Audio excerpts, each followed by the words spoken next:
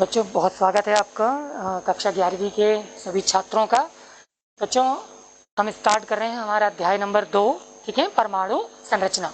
तो बच्चों समझने की कोशिश करेंगे कि परमाणु संरचना जो है ये क्या होती है। बहुत संक्षिप्त में हम समझने की कोशिश करें। बच्चों आपको सबसे पहले जैसा कि नाम ही देख रहे हो परमाणु संरचना, तो बच्चों आपको बता दूं कि जो हमारा परमाणु है,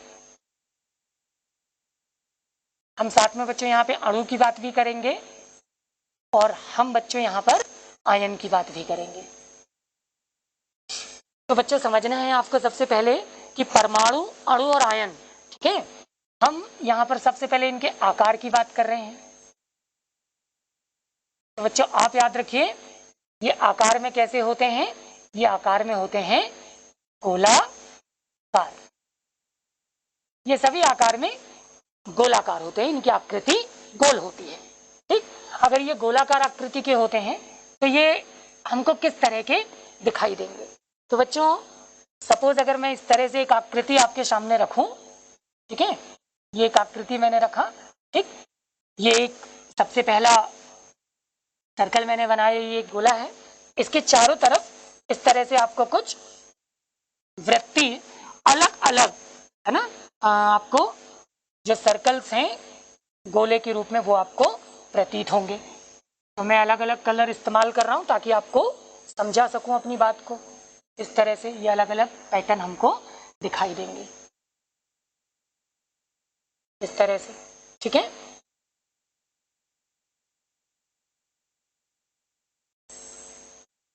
ये हमारे परमाणु की एक आकृति हो रही है, और भी बनेंगे बच्चों। टोटल इस तरह से एक हमको 7 जो गोले हैं उनका पूरा एक जो प्रतिबिंब है वो इस तरह से दिखाई देगा, ठीक है बच्चों। तो ये सबसे महत्वपूर्ण बात है, समझने वाली बात है, ठीक। अब इस पूरी कड़ी में आप समझिए, मैं आपको बता रहा हूं कि परमाणु, अणु या हमारा जो आयन है ना, इसका जो आकार है वो आकार कैसा है, गोलाकार, और वो इस तरह से आपको प्रतीत होंगे, दिखाई देंगे। तो बच्चों बहुत महत्वपूर्ण बात, ये जो बीच वाला एरिया आप देख पा रहे हो ना, जिसको मैं शेडेड कर रहा हूं, ये कहलाता है नाभिक। क्या बोलते हैं हम इसको, हम इसको बोलते हैं नाभिक, ठीक। ये किसी भी परमाणु, अणु या आयन का नाभिक है। इस नाभिक में कुछ महत्वपूर्ण चीजें होती हैं। इस नाभिक में क्या हो सकता है बच्चों, इस नाभिक में होता है बच्चों न्यूट्रॉन, ठीक। हम बाद में बात करेंगे न्यूट्रॉन क्या है, पर अभी आप समझ लीजिए क्या होता है उसमें न्यूट्रॉन।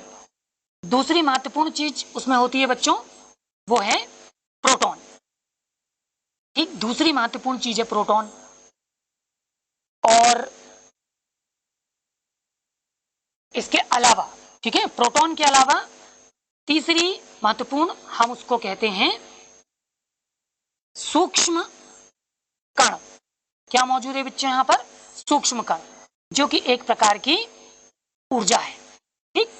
और ये वही ऊर्जा है बच्चों जो न्यूट्रॉन को प्रोटॉन में और प्रोटॉन को न्यूट्रॉन में लगातार क्या करेगी, अदलने बदलने में मदद करेगी।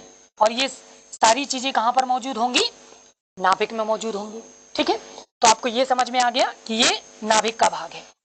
बच्चों नाभिक में आप लोग ध्यान देंगे कि जब आप न्यूट्रॉन और प्रोटॉन को संयुक्त रूप से बुलाएंगे, है ना, तो इनको संयुक्त रूप से हम कहते हैं न्यूक्लियॉन। क्या कहते हैं बच्चों, न्यूक्लियॉन। जब भी आपसे पूछा जाए कि न्यूक्लियॉन क्या है, तो आप बता देंगे कि किसी भी परमाणु, अणु या आयन में न्यूट्रॉन और प्रोटॉन के संयुक्त योग को, है ना, उनके कुल योग को आप किस नाम से जानते हो, न्यूक्लियॉन के नाम से जानते हो, ठीक। तो नाभिक में न्यूट्रॉन, प्रोटॉन और सूक्ष्म कण जो कि एक प्रकार की ऊर्जा के रूप में विद्यमान है, उपस्थित होते हैं। अब सबसे महत्वपूर्ण बच्चों इस कड़ी में ध्यान दीजिए कि नाभिक के चारों तरफ ये अलग अलग कलर के मैंने जो सर्कल्स ड्रॉ किए, इन सर्कल्स को हम क्या कहते हैं। तो बच्चों ध्यान देने वाली बात है, ये सभी सर्कल्स जो भी आप देख पा रहे हो ना, ये सभी, जी हाँ, ये सभी सर्कल्स जो आपके सामने रखे जा रहे हैं, ये सभी सर्कल्स हमारे क्या कहलाते हैं बच्चों, इनको हम कहते हैं ऑर्बिट, ये कहलाते हैं कक्ष, ठीक है, ये सभी ऑर्बिट है। क्या क्लियर हुआ? इन ऑर्बिट के जब हम बच्चों अंदर जाएंगे ना, जब हम ऑर्बिट के अंदर जाएंगे तो यहां पर बहुत छोटे छोटे से हमको क्या दिखाई देंगे, इनके अंदर हमको बहुत छोटे छोटे से हमको दिखाई देंगे ऑर्बिटल्स। अभी मैं आपको उनके बारे में थोड़ा डिटेल के साथ लेके चलूंगा और आपको बताऊंगा। तो आपको याद रखना कि उनके अंदर आपको मिलेंगे ऑर्बिटल, ठीक है। अभी एक उदाहरण आपको देता हूं तो आप समझ जाएंगे कि मैं क्या बताना चाह रहा हूं आपको। बच्चों मैं क्या कह रहा हूं, ध्यान दीजिए। मैंने आपसे कहा कि नाभिक के चारों तरफ ये जो आप वृत्तीय सर्कल्स आप देख पा रहे हो ना, ये सभी, ठीक है, इनको हमने बोला है ऑर्बिट। इन ऑर्बिट के अंदर हमको क्या मिलेंगे, इनके अंदर हमको मिलेंगे ऑर्बिटल। कौन से ऑर्बिटल मिलेंगे? तो बच्चों आपको समझना है, यहां पर हमको एक नहीं बल्कि कई अलग अलग तरह के ऑर्बिटल मिलेंगे। जैसे कि हमको एक मिलेगा एस ऑर्बिटल, हमको मिलेगा बेटा पी ऑर्बिटल, हमको मिलेगा डी ऑर्बिटल, हमको मिलेगा एफ ऑर्बिटल। तो ये चार तरह के हमको इसके अंदर ऑर्बिटल मिलेंगे, ठीक है, एस पी डी एफ। तो हम यहां पर सबसे पहले ये जानने की कोशिश करेंगे कि ये जो ऑर्बिटल्स हैं, ठीक है, ये हमको किस तरह से मिलेंगे। बच्चों जो डायग्राम मैंने आपके सामने रखा, उसी डायग्राम का जो एक वास्तविक प्रतिरूप है वो ध्यान से देखिए। सबसे पहले मैं नाभिक ड्रॉ कर रहा हूं, नाभिक है, इमेजिन करिए ये नाभिक है, ठीक। उसके बाद मैंने सबसे पहला सर्कल लिया था, ठीक है, रेड। तो अब मैं पूरा ड्रॉ नहीं कर कर केवल हाफ सर्कल बना रहा हूं। उसके बाद मैंने नेक्स्ट वाला लिया था, ठीक है। तो मैं आपको जो बताने की कोशिश कर रहा हूं उस पर ध्यान दीजिए। जो सेकंड सर्कल होता है बच्चों, वो थोड़ा सा उसकी जो मोटाई है वो ज्यादा होती है, क्योंकि वास्तव में वहां पर एक नहीं बल्कि दो गोलों में वो डिवीजन होता है ना, उसका विभाजन रहता है। इसी तरह से जब तीसरे वाले में आप चलेंगे तो आप देखेंगे वहां पर एक नहीं बल्कि वो 3 उपगोलों में विभाजित था, ठीक है। इसी तरह से बच्चों नेक्स्ट वाले में जब आप चलेंगे तो आप देखेंगे वो 4 उपगोलों में विभाजित था, इस तरह से।